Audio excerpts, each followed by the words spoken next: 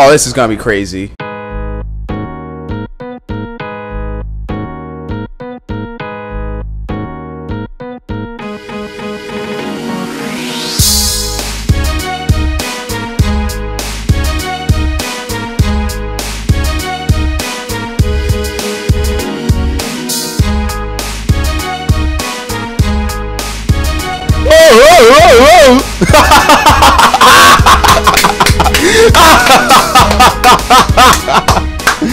That was great.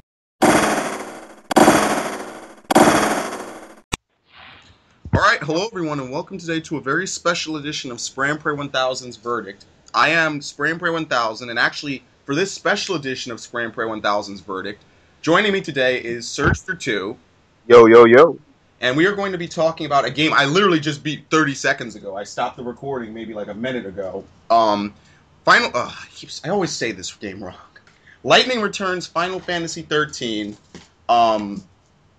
which is a JRPG as part of the Final Fantasy series. It's the last game in the Final Fantasy 13 trilogy. Here we go. Let me close this up, put the game away, because I'm done with it. Now, this game is special for me in a way because, first of all, I like the 13 series. I like Final Fantasy a lot. And I definitely wanted to see how this was going to end, especially since 13-2 had such a cliffhanger ending. So, oh my god, dude.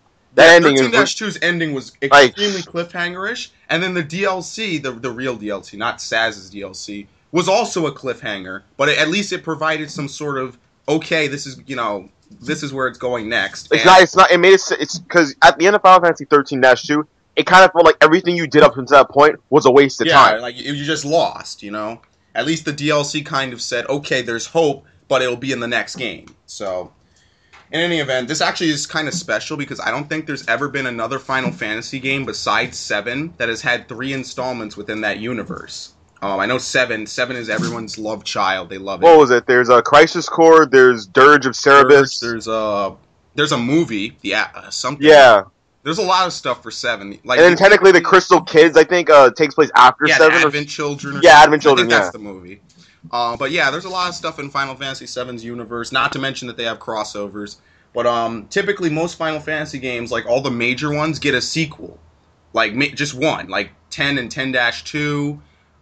12 had a sequel, although, we can talk about that on another day. What else was it? There was Final Fantasy IV got a sequel. And I think that's it. I don't think, it's not that rare that and technically Final Fantasy 14 has a sequel, a reboot, because the original was terrible. Anyway, today what we're going to talk about is Lightning Returns. So, I don't know where to start. I think I'm going to start with the stuff that's easiest to describe, and then I'm actually going to talk about my experience, and then Sergio can, add in as he sees fit. But I think, first of all, let's get the basic stuff out the way, and usually I never open up my verdicts with this. First off, I will say that this game really did a killer job with the soundtrack. They included basically every major song from the 13 trilogy, and there's new ones, but there's also, you'll recognize a lot of the tunes if you've played other Final Fantasy 13 games. You'll recognize. Well, especially since they redid the themes if you wore a suit from, character's game. Like, especially if you have the DLC suits or the pre-order suits, like the Final Fantasy VII Soldier suit. You get the Final Fantasy VII Victory theme, and throughout the game, there's parts where you'll be in places and you might hear a theme from another Final Fantasy. So, for example, throughout the game, I heard Final Fantasy VI music, Final Fantasy I music. I think I heard Final Fantasy IV, Final Fantasy VII. So there's a lot of stuff in there that fans are gonna get. So musically, typically like usual, Square Enix has done a great job with the music. Like, if you love the 13 music, which I think that the 13 music is really well done, going back when 13 was new, and I heard the battle theme for the first time, I said, this sounds like a boss theme, and this is going to be playing all the time. But I digress. The music is definitely great. If you're going to enjoy it, that's great. But of course, music alone won't make a video game. Let's talk about the graphics. The graphics, see, they're good, but at the same time, it's kind of like you can tell that the pre-rendered cutscenes don't look too well, especially, you know, some of the cutscenes that are obviously pre-rendered. I could see pixels, like pretty big ones too. So you can obviously tell that, yeah, it looks impressive, but it looks like someone recorded a really impressive video, and that's what is actually in the game, not a really impressive video. And in-game, I will say, though, the graphics are pretty good, you know. Lightning, her hair looks great. You know, all the characters look very well done. They basically look like they did in all the other games. Graphically, Square Enix always does a great job, I feel. So I'm not gonna harp too much on that. That's another good thing. The only thing I will say is, you know, sometimes sand might fly across the screen, especially during a monster attack. That tends to Kill slow the FPS. console down. Yeah, Yeah. kills the FPS. But I that was remember in the also Dead Wind Dunes, Waker. dude. Like when you have to fight the sand. You know what they're called? They're like the fish that you The saw in the Sahagas, yeah, Sahagas. yeah, the sagas. They have a move. This is actually what I'm referencing. They have a move where they dive into the sand and they swim around because they're sandfish. And when they jump out, they bring up a bunch of sand. That lowers the frame rate, which is not good in this game sometimes because you're trying. It's real time combat. Yeah, it's real time combat. You need to be able to react like that, like right away. And if the frame rate is lowered, the game is still calculating, but it's outputting slowly. You get what I'm saying? Like it's not good, but thankfully it doesn't happen too often. A lot of times, you know, the music, I mean, not the music, the magic spells look fantastic. Like they look just as good as they did. The only thing is if a lot of them happen at once, it might slow down the game. Obviously, this is a 7th generation game after all. Not like that even means anything in light of recent events, but I guess that segues into our next portion of the game or the review, the gameplay. Okay, the main meat of the game. So basically, well, I'm also going to kind of integrate a little bit of story into this because you kind of need to understand it. Basically, the main gameplay of the game is outside of battle, you control lightning. You basically run around 4 different areas in the game, doing quests, doing either main quests, side quests, canvas quests, which is basically like an anonymous sort of way to add more quests into the game. And the game is on a 13-day timer. However, initially you actually have fewer days than that. Now, the only way to extend the timer is by doing these quests, doing main quests. Each main quest will give you 1 extra day on the timer, in addition to all the little side quests that you also do. And you can do a lot of stuff. Basically, the game is very quest heavy. You know, you can complete. Well, the game, the whole leveling up is based around quests. Yeah, I'm gonna touch on that too. But thank you for reminding me. You can fail quests. You can do the wrong thing in quests. Some quests are timed. You might miss them. Other quests might be linked to another quest. So, for example, Quest A you might be able to progress it, but after a certain point, you need to complete part of Quest B in order to get an item for Quest A or to do something for Quest A, and then finish Quest A. Some quests are completely relying around that. A lot of times quests are just single things. A lot of times they're just gathering quests. A lot of times they're hunting quests. And you kind of get the picture. It's kind of like a single-player MMO, kind of like Final Fantasy XII a bit. Basically, for doing these quests, you get items, you get rewards, you get garbs, you get everything. So, let me talk about the leveling system since Sergio brought it up. In this game, you don't level up by fighting monsters and getting experience or Crystarium points, as they were known in the other 2 games. In this game, you level up solely by doing quests, okay? Now, this is good, and it's also kind of bad, okay? And I'll explain more when I actually kind of give a short version of what I did during my playthrough and how I felt in my playthrough, because I can tell you right now, but I'll let that sit for a minute. It's good because obviously you're getting rewarded for this quest, and it's not like you're getting some, item that's terrible or something. Like, a lot of times I play these games, I do this really hard quest, and I get an item, and it's just, I don't use it. Like, I sell it. It's money for me. They might as well just give me more money. Or sometimes I do a ridiculously hard quest. Oh, here's a little dagger that you probably found while grinding. That doesn't happen in this game, okay? In this game, Lightning has 3 stats, like usual. She has...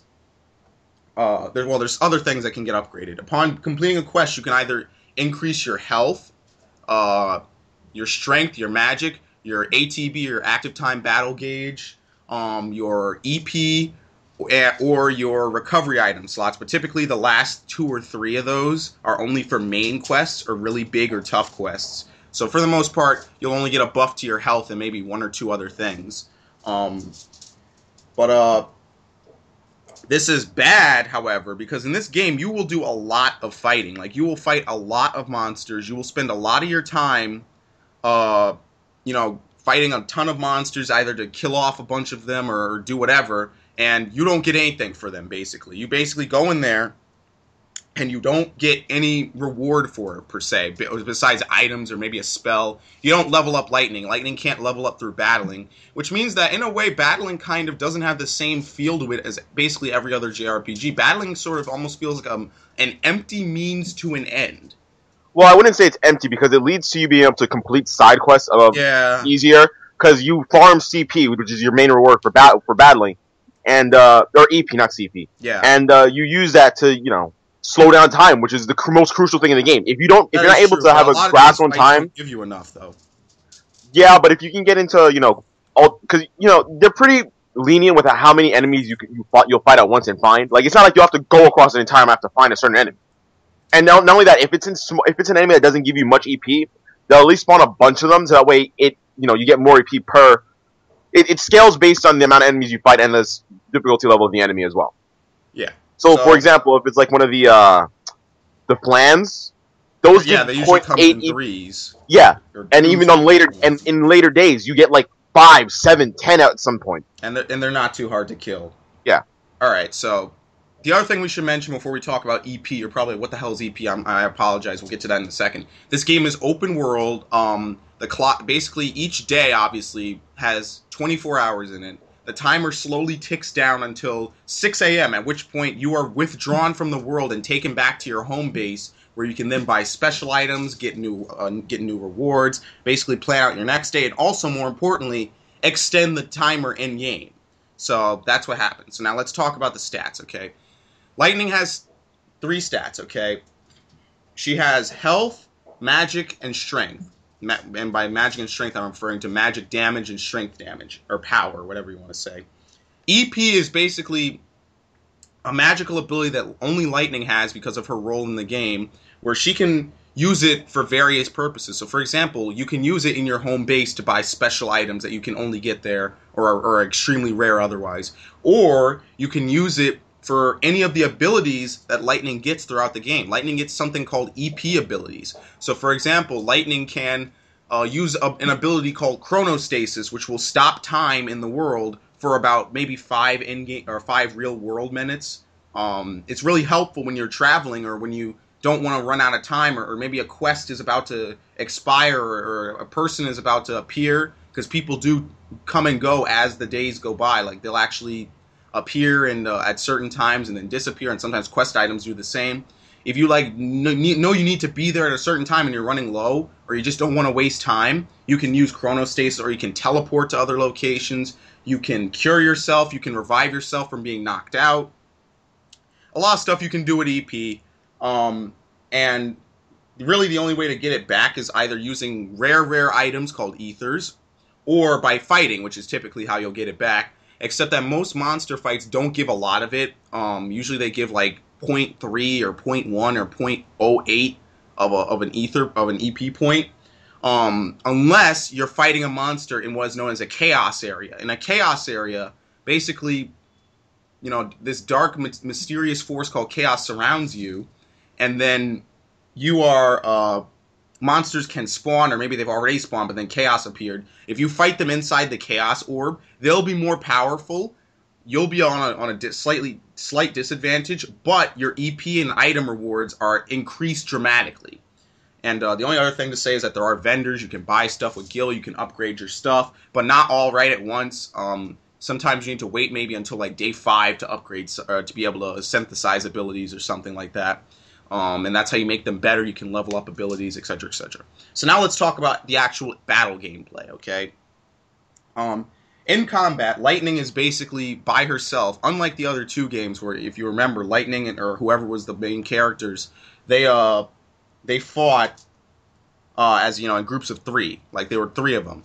or at least or 2 or something like that. But mainly the whole emphasis was on party combat. Lightning is by herself in this game, so that means a few things are different. First of all, the battle system has been revamped so that whenever you push a button, an assigned command is automatically activated. So, for example, you might have the attack command bound to your B button. You might have a button bound to your A button, etc., etc. And you can hold buttons in this game to have you constantly use those effects.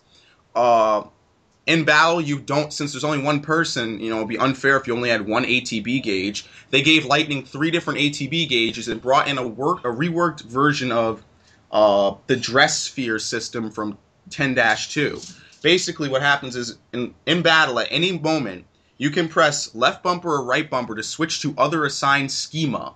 Basically, a schema consists of a garb, a sword, and a shield, and maybe 1 or 2 trinkets, and an adornment, which doesn't do anything. It's just for, you know, aesthetic effects.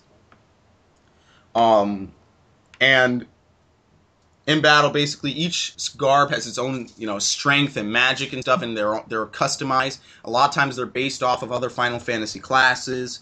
And sometimes they have abilities locked on them, which means you can't remove them. But for the most part, you're pretty much free to assign whatever you want in this game. You're basically free form to do whatever you want throughout the timer. And in battle, you know, they brought back the stagger gauge and whatnot. So Final Fantasy 13 fans, longtime fans, are going to jump into this game. It might take them a little bit to get used to, but for the most part, they'll kind of grasp it. And in fact, I enjoyed this system a bit more in a lot of ways. There's a few things here or there I wish were a little different, but I enjoyed this system. Yeah, go ahead. For me, I love this system. It reminded me of Crisis Core's battle system. But, you know, the worst part about this battle system is the fact that, you know, they tried to shoehorn the stagger gauge in, but in the way in which they did that, it was abysmal. Yeah, I think that the stagger gauge in the other games was kind of easy to understand. Yeah. In this game, okay, so in the previous games, basically you stagger an opponent, which means once you do so much damage to them or hit them at their weakness enough times, what happens is they'll basically recoil, or maybe they'll fall down, maybe they'll lose their armor or something. And you'll be able to do massive damage. Yeah. You know, that's your potential to really go for it. That's their weak point. Now you got to hit it. Now, in this game, in the other 2 games, you did that by hitting them at a weak point, blah, blah, blah, blah, blah. In this game, it's kind of the same thing, but because, again, Lightning's alone, the stagger gauge has to work differently. Before, you would usually have a Ravager or a magic user hit them with the magic that they're weak to, while a commando slows the stagger gauge by hitting them with normal attacks. In this game, because Lightning obviously can't do 3 different things at once, the stagger gauge works differently. Instead of being a gauge, you know, like a bar, now it's a waveform behind their health, which can be hard to see sometimes in combat if, you know, they're doing. And it's also a bit, it's a weird to understand sometimes with the way it works. Because, for example, stagger in the final boss of the game, it doesn't feel like, you know, you're actually doing any progress until you hit the red. So basically, the stagger form is a blue waveform. If you know math, a sine curve or a cosine curve, whatever you want to call it, that constantly wiggles back and forth when you hit them. When it flashes yellow, you're hitting them at their weak point, which, by the way, you can check an enemy's weaknesses anytime using RT once you've hit them with something and you know them, and you've basically fought them a little bit. Then once it's red, that means they're about to get staggered, and then obviously when the words stagger appear above them, you've staggered them, now that's your opening. And, for example, there's some bosses in this game, or some enemies in this game where you can only stagger them the first time with magic, and then on the second stagger, you can only stagger them using physical attacks, and it gets really confusing sometimes. I mean, they do try to provide stagger notes, but for the most part, once, you know, it's hard to, it's like they could have done a bit more to help you out, especially towards the end game, I feel.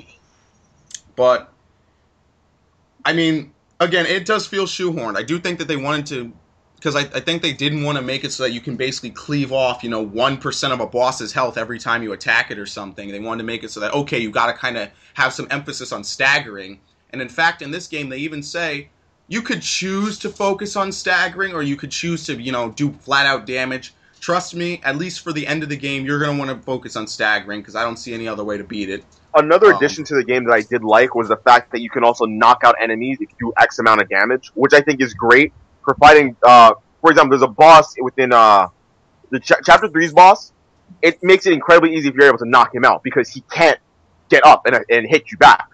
You know? Yeah, so I I think that was the stagger gauge. It's interesting, but it wasn't implemented properly. Now, the other thing I want to talk about is I'm trying to think of anything else in the gameplay we're missing. You can use items in combat. You can use some EP abilities during combat. You can escape from combat in this game, which I think is new. But when you escape from combat, you escape at the cost of 1 hour of the world's time. So you got to use it sparingly, or maybe not at all, because again, an hour can mean a lot. Like in an hour, you could probably do a couple of quests, and Well, not a couple of quests, but that's your travel time from one place to another place. yeah, it means something in this game. So you got to be careful. Now then, what else? I think we should talk about the story, and then I'm going to talk about my playthrough of this game, because I think I'll better explain myself if I talk about how my playthrough went and how my feelings changed. Because right now I'm telling what happened in the game, but not very well. Alright, so the story of this game, for those of you, obviously, this is going to be kind of spoilerish if you haven't played 13 and 13-2, so by all means, if all you want to hear was the gameplay and whatnot, now is your time to scram. The story of this game is that Lightning, after her DLC in the second game, has awoken from her crystal slumber. She's been given the job of being the savior. Basically, her job is to lead the souls of the people of the world into salvation, erase their regrets and doubts, and basically prepare them for the destruction of the old world and the creation of the new one. Now, it's important to remember that after the end of the second game, the world's time was frozen for 500 years. 500 years, no one could age, no one could do anything, but people could still die. No one was born. Yeah. So people are dying off, and their souls are, basically being lost to Lightning. So Lightning's job is to... Well, not lost to Lightning, it's being lost to the Chaos, because they would just go to the Chaos. But what they tried to say is that we're allowed to, so we can spoil the game here, right? Not really. Not all of it. Alright, then never mind. Wow! So, what they tried to do is... Lightning's job, she's been given 13 days until the god will awaken and basically destroy the world, create a new one, and everyone will live happily. But at the same time, there's only 7 days left on the world's timer before the world actually explodes or whatever and dies. So Lightning has to do these main quests in order to extend the game until she gets to that day, and then God will awaken and save everything. Now, the main quests in the game basically involve people from Lightning's past. Various people who Lightning has met or either fought alongside or against throughout her journey. There's 5 of them throughout the game, each basically 1 per area except for the Wildlands, which is 2. And basically, a lot of her old friends and old acquaintances have been forced to live out the last 500 years. They have not been in a crystal slumber like her. Lightning has been sleeping for this entire time, so sometimes they'll fight against her, sometimes they'll fight with her. Lightning needs to figure out what it is and resolve their regrets, so that way they can be reborn as well. And that's basically the main part of the game, doing these 5 quests, and et cetera, and completing them and moving on with the game. Now then, the biggie, okay? The biggie, what is it? I don't even know what I was going to talk about. So yeah, she has 13 days. She can spend them however she pleases, and she can do quests to help other people as well. Yeah, I think that's all I really need to say about the story. Let me start with my experience with this game, okay? My experience with this game is I loved it a lot. I started out, obviously there's the intro to the game, and then you actually start with day 1. On day 1, that's when the clock starts, and you're basically free to choose what to do. I really kind of got into the game. I really set out, hey, this is pretty damn fun. Now that I'm not really bound by, like, a lot of the stuff from the older games, now I'm pretty much free to choose how I dress up Lightning, what abilities I equip on her, all this stuff. Like, wow, look at all these cool abilities and everything. Look at this open world with, a lot of stuff. I like the time aspect. I like the fact that the world feels alive. Most importantly, I really like the fact that you can kind of get associated with the actual game world. If you remember in 13, it was impossible to kind of get a feel for how the game world actually exists because the game was literally a linear game. This game is open world, so you can kind of see how the town is built. People are moving about, doing their own thing, talking. They'll talk to you. Yeah, exactly. Yeah. It feels like a game world. It feels like an actual living, breathing world. Obviously, There's some I mean, silly stuff, but for the most part, 13-2 tried to do that, but it was kind of weird because of the way you would you would travel back between the different time ages. periods, Yeah, and sometimes there was no way for one you to get time period is different than another Yeah. because you did one crucial thing differently or something. That was kind of weird. But up until about, when was it? Day 8. Sergio came over. When Sergio, I haven't uploaded this yet, but Sergio came over. It's going to be after part 140. Sergio came over. We dicked around for a little bit. Then we played Donkey Kong. But when we did, that was pretty much the point in the game where that was like the height of the game. Like I was on top of the game. I was, demolishing monsters. I was doing real well. I had good setups. I had good everything. And I was enjoying myself. I was having a lot of fun. Then basically came the part of the game where the game kind of began to stagnate. Like if you imagine it was a graph and the game was going up and up and up, not necessarily a straight line, but the game was increasing in awesomeness. Around day 8, the game started to plateau. Honestly, I think the Chocobo Eater, when in the chaos, I think that was one of the hardest parts in the game. That after that fight right there was telling you this is what's gonna, start to happen. That's basically a harbinger of what's to come. Yeah. Kind of, in a way, and I'll talk about that in a minute. Basically, at that point, that was the plateauing point. That was like the game stopped going up too much. It kind of entered cruising mode. Then came days 9, 10, 11, 12, and half of 13. Those days were kind of the days where there was nothing for me to do. Me and my playthrough, okay, I might be different than a lot of other people in this, on YouTube who play this game. I basically did almost every side quest I found in the game. There were maybe only 3 of them I didn't do, one of which I don't even think you can do on your first playthrough. The other one I would have done if Sergio was here, but it's not that big of a deal because, again, what big difference is it going to make? One side quest. And then another one that I just didn't feel like doing. So there were maybe 3 or 4 quests I didn't do. My total quest, I probably did over 120 quests in the course of my playthrough. Okay, a lot of them, a shit ton of them. All right? Day 13, well, let's just say this. The penultimate day, I basically did enough quests. I was able to go into this dungeon. In this dungeon, they had something called the last one, which is basically, in this game, there's only a set amount of monsters in the world. And once you killed every one of a species, the last one of their species gets all their power, basically becomes a super monster, a super form of it. I said, I'm not going to do that. This is something for a New Game Plus, which, by the way, this game does have New Game Plus, which is a plus in its favor. I said, I don't feel like doing that right now. I'm not going to do that. Then came the final day. And the final day, I'll tell you, took me at least 4 hours. And what's funny is that it's funny because when he was about to start recording, he was like, "This is not going to take me 4 hours. I'm just going to breeze through it." And I'm like, dude, it's going to take you a while, dude.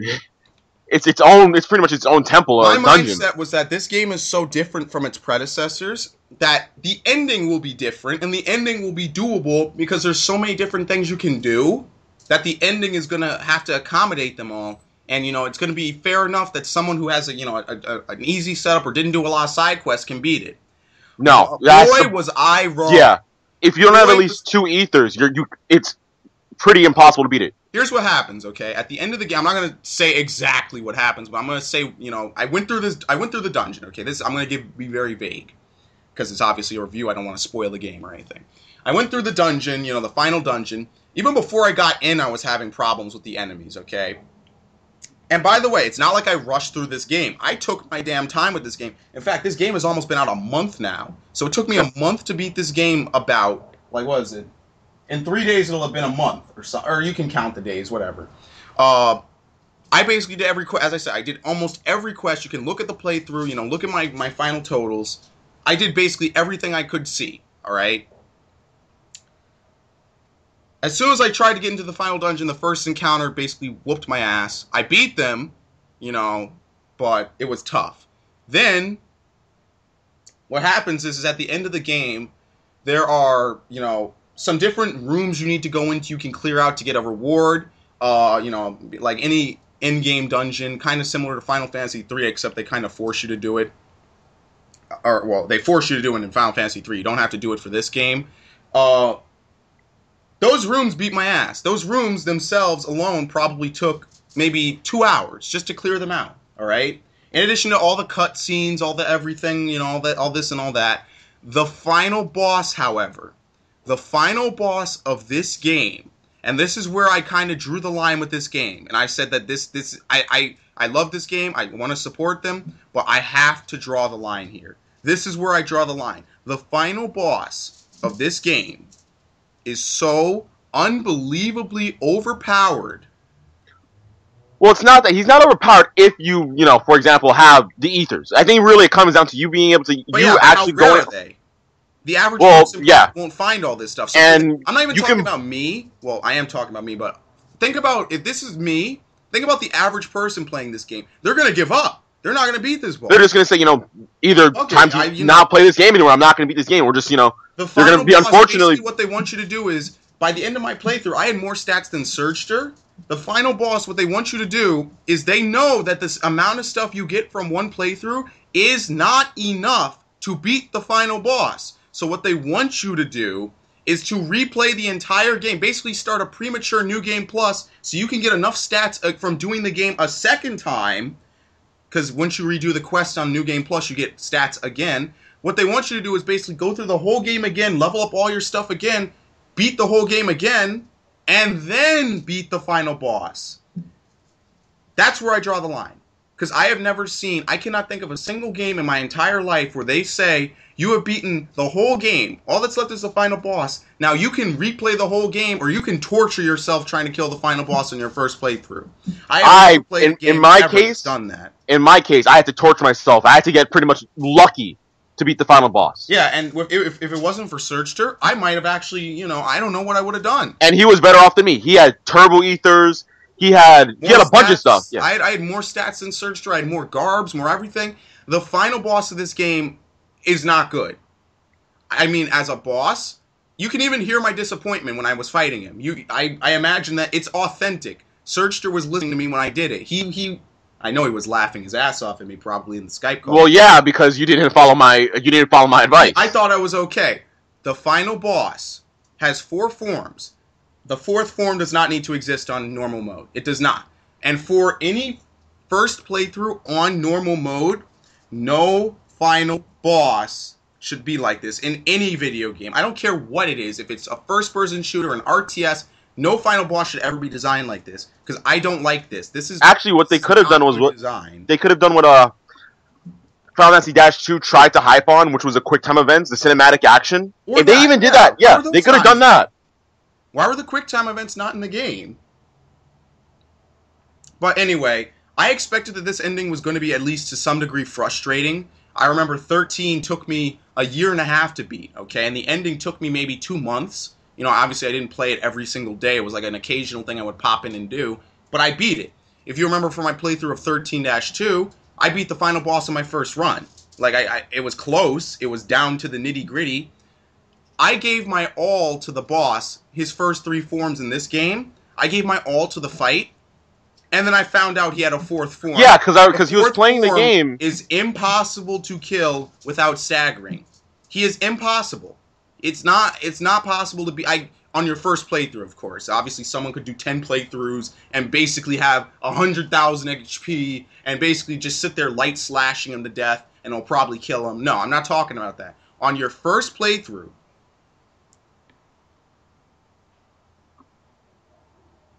And this is where the verdict ends. All right. All right, so let me mute my TV. I actually, ladies and gentlemen, do not remember where we left off. You want to play it and then let me know? Come on, man. No, hold on. I remember. We were talking about the final boss. So basically, I'm just going to boil it down really quick because I just want to end this and, be done. The final boss of this game is basically borderline impossible on your first playthrough. Now, what they want you to do is they want you to play the game two times, basically. Build upon your stats from your first playthrough, then come back and fight him, and then win the fight. Which, to me, is very weird, okay? First of all, they basically knew that you weren't going to be able to beat him because they give you the option to leave the final area. Well, no, you're not going to be. They're just saying that. At least they gave you the option of doing that, and you keep your stats. Because they could have just said, you fucked up, let's go play the entire game again, and, you don't keep your stats. Yeah, but I mean, like, think about it, like that. I could see if that was the case for someone who like obviously pissed away the 13 days and didn't do anything. And we're talking about I did basically almost. I'd go as far to say maybe 80%, 90% of the quests in the game on my first playthrough, and then I come to the final boss, and the final boss beat my ass. Like this isn't some kind of oh well you only did 5 side quests and what was required to get here. Now go back and actually do it. This is more like congrats, you've reached this far. Now it's time for you to go back and do everything again so your stats are good enough. That Also, I kind of feel that well done. for the final day, they should allow you to buy ethers, but you have to pay full EP for that. Because if you don't have ethers to that final boss, that final fight, you're going to be so hard pressed to fight him and beat him. Yeah, it's basically. So the final boss, I think, was just poorly designed. I think that for the initial playthrough, which is basically the one that most people are going to do and then be done with the game. For the initial playthrough, it's not very efficient and it doesn't lend itself well to the average person. But let's face it, at this point, who's really going to play Final Fantasy 13 games besides like hardcore fans and hardcore JRPG players? Probably no one who's not one of those two is going to play it. But even still, I can't in good faith not dock points from this game because the final boss, because of the status of the final boss fight. I just cannot do that, and go to sleep tonight. So, I mean, I do like the game. I do like all the New Game Plus bonuses. I definitely like the fact that when you start a New Game Plus, you can, everything's open to you again. You keep your stats, so basically you can breeze through at your own comfortable pace. I like that. I like the fact that the game is replayable. However, for them to say, the end of the game, even if you did all this stuff, congratulations, go play the game again. That just to me leaves a bad taste. Well, I wouldn't say that replayability. It just makes it easier because I wouldn't mind if they actually kill the bosses to what your level should be. Or just the enemies in general, because kind of feels bored just have to run through the game having to literally one-shotting enemies left. And yeah, that's the other thing I wish they added. I wish they added like the Earthbound Blue Dragon style of killing enemies, where once you prove that you can kill an enemy with relative ease, the game will, as soon as you encounter them in the overworld, the game will auto kill them for you, and then you can just move on. Well, not only that, just make it so even that sounds even more boring, because the way the whole combat of that game is that you're in control. I want to say, I'm not just running through the enemies. I want to actually have to, fight the enemies. Not just but some enemies even on your first playthrough take a long time, and even on the second will take a long time. But obviously, like little small ones like the gremlins and niblets aren't going to really, make too much of a difference in the long run. And I could have opted to turn it to hard mode, but I chose not to because I know what the final boss is like. It's not worth it. Stats on hard, and plus, they said that you get little to no EP. Yeah, that's just silly. Too much, man. No. For that, no. But ultimately, I enjoyed this game. It's one of my longest playthroughs. It's great. It was a lot of fun.